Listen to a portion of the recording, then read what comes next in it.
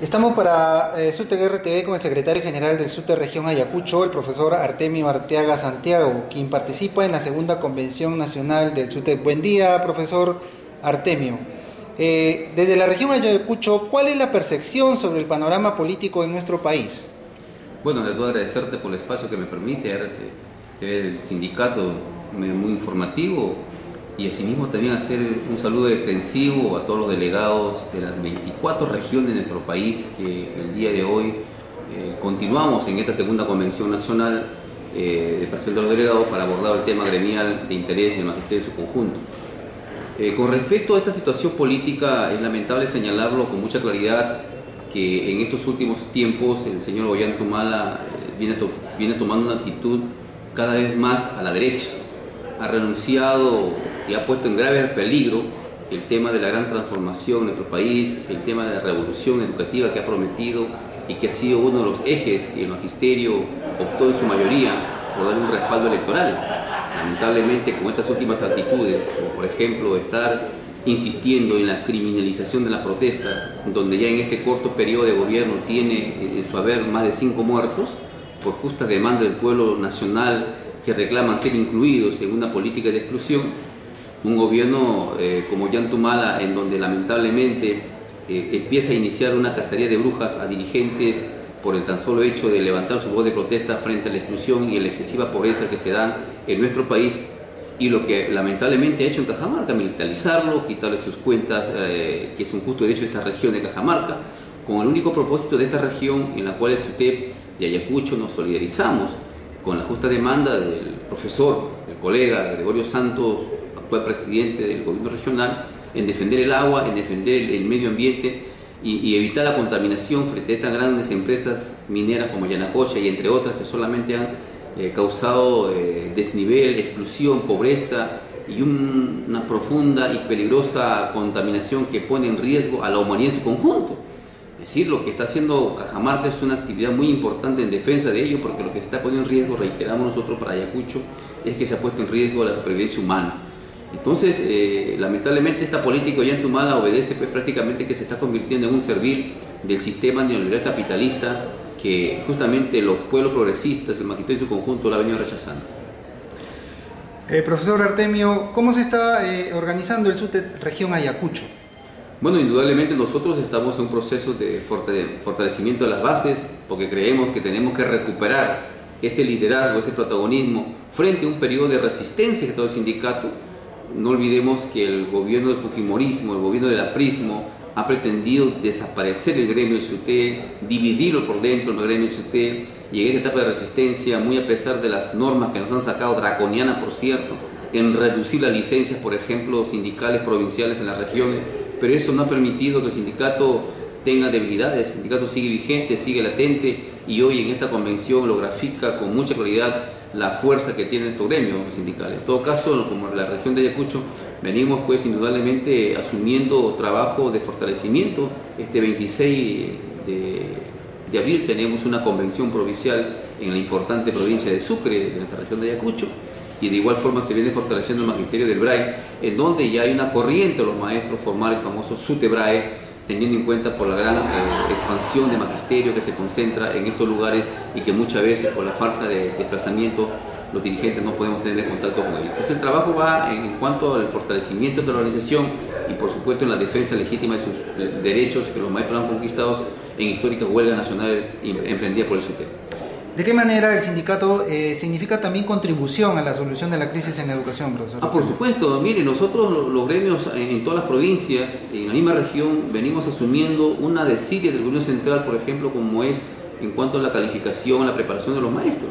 Hoy tenemos un gobierno central que no prepara, no actualiza el magisterio,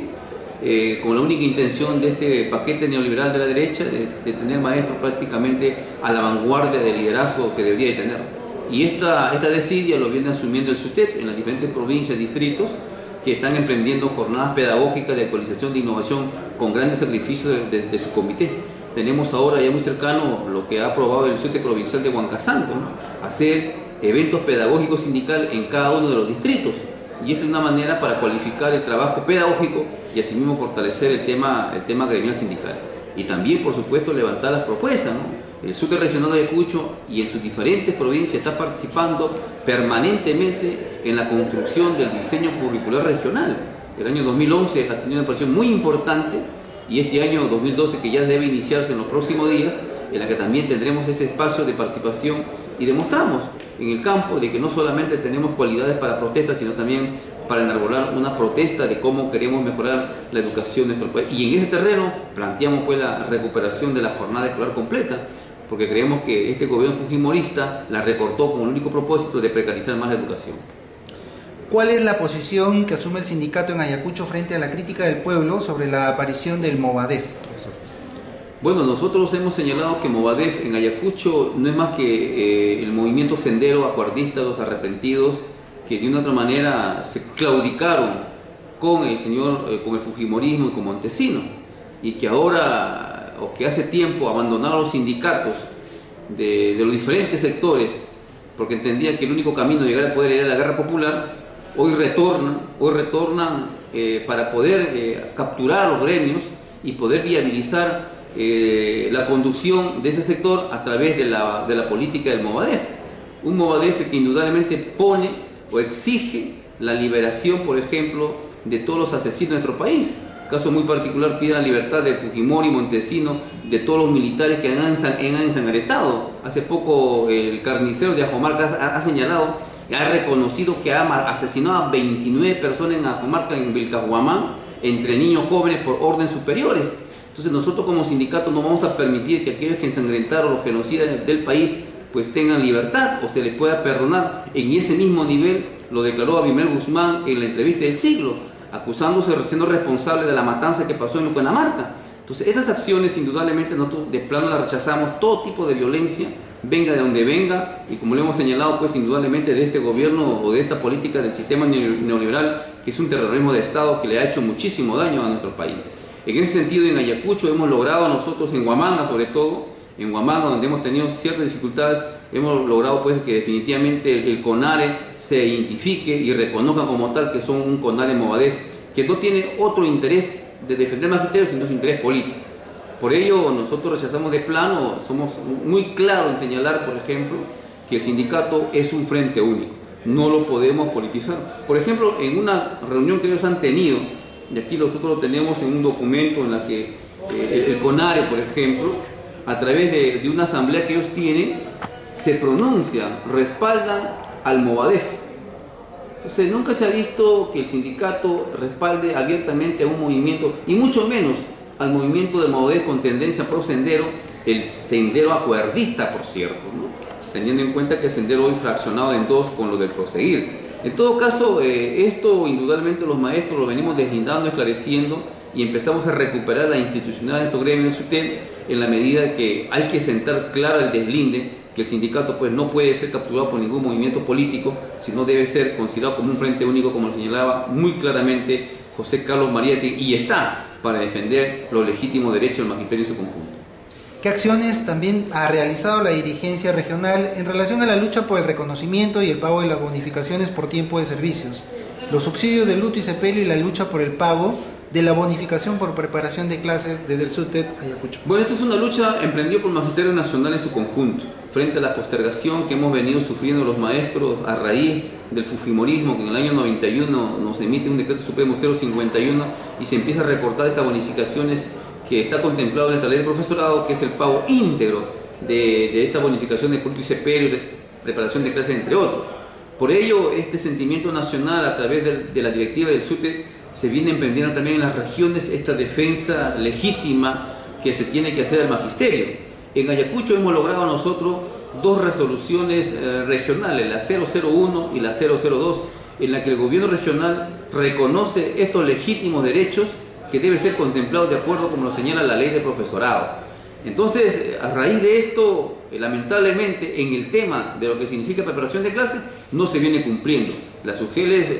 en Ayacucho siguen emitiendo fallos desconociendo este derecho. Por ello, a raíz de esto, el SUTE regional ha forzado a tomar carta en el asunto y que se dé cumplimiento a ello, y se ha formado una comisión regional para ver específicamente esta deuda social magisterio, que lo integran pues representantes del gobierno regional, representantes de la DREA y asimismo del SUTEP, tal como lo señalamos por ejemplo en esta resolución directora regional, la 074, en la que grafica y señala la comisión regional en la que integra los profesores del SUTEP para ver este tema del 30%. A raíz de esto, nosotros hemos esclarecido dos cosas muy importantes: que la deuda del 30% de preparación de clase debe ser asumido por el gobierno central y esta comisión tiene que hacer las tratativas formales para la recuperación y el reconocimiento de esto. Pero la deuda por luto y sepelio y tiempo de servicio es una deuda que debe ser reconocida por el gobierno regional, y en eso se han forjado dos actas para poder pedir este reconocimiento, y a la vez hemos logrado que el asesor legal dé una opinión legal sobre el derecho legítimo que tienen los maestros en cuanto a lo que significa la preparación, el 30% por preparación de clase. Por lo tanto, en Ayacucho ya tenemos una opinión de la DREA en que estos derechos sí le asisten y que los maestros no tienen que hacer más apelaciones. Esta comisión regional también ha logrado, por ejemplo, que a los maestros en la región de Ayacucho ya se cuantifique su deuda. Que si bien es cierto, hablamos de una deuda, por ejemplo, general, lo cierto era que en Ayacucho no teníamos una deuda individual,